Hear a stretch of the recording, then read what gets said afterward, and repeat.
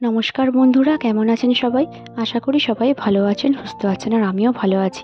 একটা নতুন ব্লগ নিয়ে চলে এসেছি আপনাদের সাথে শেয়ার করব বলে। তো এটা কালকে সন্ধেবেলার ব্লগ।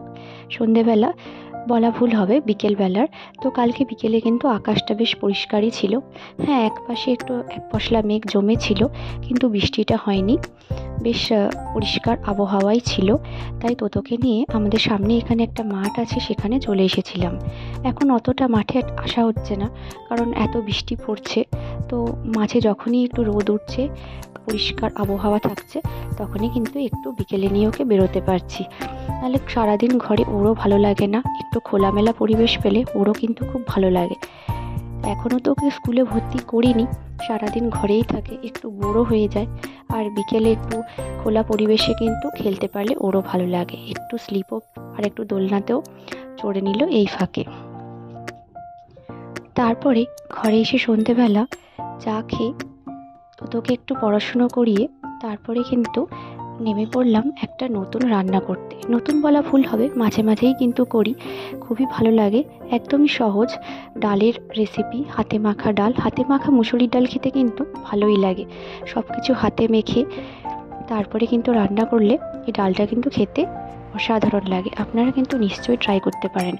তো এখানে আমি ডাল, একটা আলু, 4-5টা কাঁচা লঙ্কা, পেঁয়াজ, টমেটো, রসুন নিয়েছি অনেকটা, সব কিছুকে কিন্তু, আর টমেটোও নিয়েছি একটা, খুব ভালো করে কিন্তু হাতে করে মেখে নিয়েছি। এবারে কড়াইতে নিয়ে নিয়েছি অল্প তেল, 2 থেকে 3 চামচ মতন। তেলটা একটু গরম হয়ে এলে ওর মধ্যে সামান্য জিরে আর একটু কালো পাঁচফোড়ন দিয়েছিলাম, আর 2টো শুকনো লঙ্কা। এই ছিল ফোড়ন। আর হ্যাঁ, 5 থেকে 6টা রসুনের কোয়া। বেশি রসুন এখানে দিচ্ছি না, কারণ হাতে যে ডালটা মেখেছি সেই ডালটাতেও কিন্তু রসুন দিয়েছি। তো এই ফোড়ন দিয়ে কিন্তু একটু রসুনটা ভাজছি, তো রসুনের গন্ধটা আসে।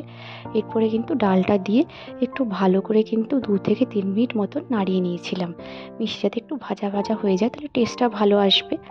তারপরে কিন্তু ওই পরিমাণ মতো নুন, হলুদ, জিরে গুঁড়ো দিয়ে খুব ভালো করে মাখিয়ে তারপরে কিন্তু জল দিয়েছিলাম।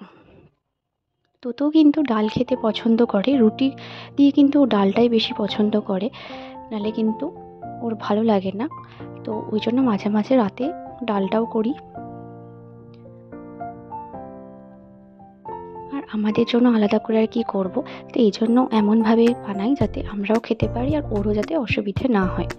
তো এইবারে সব কিছুকে কিন্তু খুব ভালো করে মিশিয়ে নিয়ে একটু কষিয়ে নেব।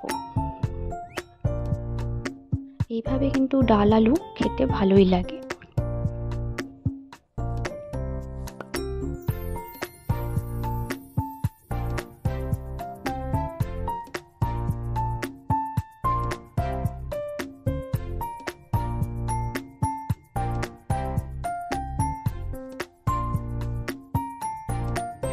এবারে হাফ মগ মতন জল দিয়ে দিচ্ছি। জল দিয়ে ভালো করে নাড়াচাড়া করে একটু প্রথমে ফ্লেমটা বাড়িয়ে নিয়ে ডালটা ফুটে গেলে তারপরে কিন্তু 10 মিনিট মতন লো বা মিডিয়াম ফ্লেমে রান্না করলেই কিন্তু এই সহজ ডালের রেসিপিটা কিন্তু তৈরি হয়ে যাবে।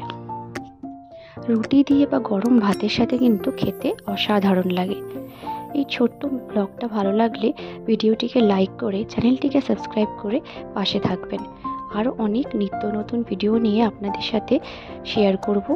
আর নামাবার আগে সামান্য একটু ঘি দিয়ে দিয়েছিলাম, তাহলে টেস্টটা আরও বেশ ভালো বের হয়ে আসে, আর গন্ধটাও কিন্তু ভালো বেরোয়। এই ছিল আজকের ব্লগ। যদি ভালো লাগে অবশ্যই কিন্তু কমেন্ট করে জানাবেন আর লাইক করবেন। দেখা হচ্ছে পরের ব্লগে। ধন্যবাদ।